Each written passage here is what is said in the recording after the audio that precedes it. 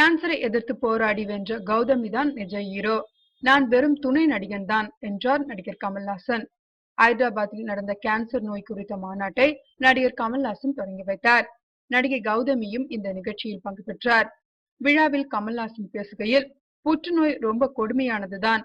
அது வந்தால் நமது வாழ்க்கை அவ்வளவுதான், முடிஞ்சு போச்சு, விரைவில் இறந்து விடுவோம் என்று பலர் நினைக்கிறார்கள். அது வெறும் பயம்தான். புற்றுநோயை உடனடியாக கண்டுபிடித்து சரியான மருந்து சாப்பிட்டால் அந்த நோயை விரட்டி விடலாம். இதற்கு முன் உதாரணம் கௌதமி தான். புற்றுநோய்க்கு அவர் பணிந்து விடவில்லை, அதை எதிர்த்து தைரியமாக போராடினார். இறுதியில் அதனை விரட்டினார். சினிமாவில் தான் நான் ஹீரோ, ஆனால் நிஜ வாழ்க்கையில் கௌதமி தான் ஹீரோ. அவருக்கு முன்னால் நான் துணை நடிகன் தான்.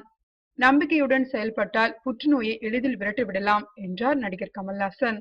நடிகை கௌதமி பேசுகையில், எனக்கு கேன்சர் வந்ததை மருத்துவர்கள் யாரும் பரிசோதனை செய்து சொல்லவில்லை. நான் படித்த அறிவினால் அதனை தெரிந்து கொண்டேன். இதற்காக சிகிச்சைக்கு சென்றேன். முதலில் ஹீமோதெரபி செய்தேன். மறுபடியும் கேன்சர் வந்ததா, மீண்டும் சிகிச்சை எடுத்தேன். எனது தைரியத்தை மட்டும் இழக்கவில்லை. இறுதியில் கேன்சரை விரட்டினேன். எந்த வியாதியும் ஒருவர் நினைத்தால் அதை விரட்டிவிட முடியும்.